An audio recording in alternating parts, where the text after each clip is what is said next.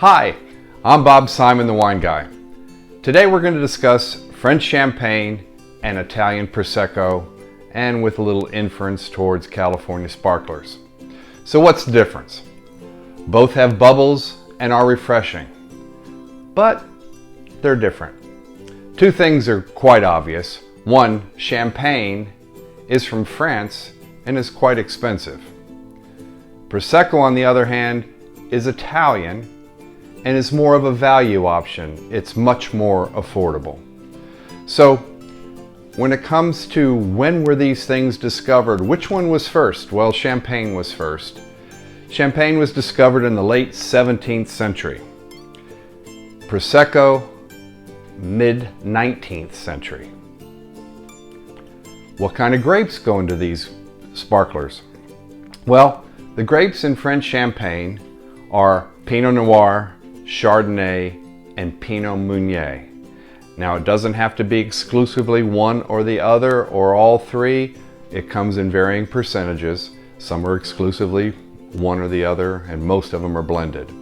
Prosecco is Glera, which is a native Italian grape, and primarily that is the grape that is used, but you can add other grapes to it in small percentages. So, then there's you folks who like to count calories. So there's not much difference here. Calories run around 95 calories per 5-ounce serving of either Champagne or Prosecco. The only edge is that Prosecco tends to have a little bit higher carb count to it than Champagne does.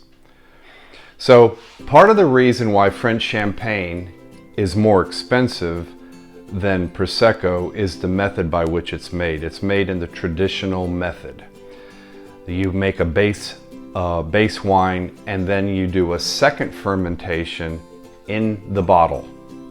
Yeah, believe it or not, the bottle that you purchase in your favorite wine store is the bottle in which the champagne was produced. That second fermentation being produced inside of that bottle creates more pressure and more bubbles. There's usually around 100 psi, pounds per square inch of pressure in a champagne bottle. Prosecco, on the other hand, is tank produced, bulk produced. It's not in the bottle, and the pressure and the amount of bubbles are less. The pressure is around 44 psi. So an interesting fact is that when you buy a California sparkler, they are generally made in that same traditional method using the same grapes that the French use. And some of these French sparklers, or California sparklers, excuse me, are owned by the French champagne companies. So which should you drink? Well, to me, it's occasion. What occasion is it? If it's fun, you know, you're just having an aperitif, impromptu thing, something refreshing or something to plop into your mimosa, Prosecco is my choice. On the other hand, if you're celebrating an occasion, and I'll leave it up to you to determine what defines an occasion, then either French Champagne or a California sparkler are what we do. But just remember my rule number one for drinking wine: drink what you like. If you like it, it's good. Period.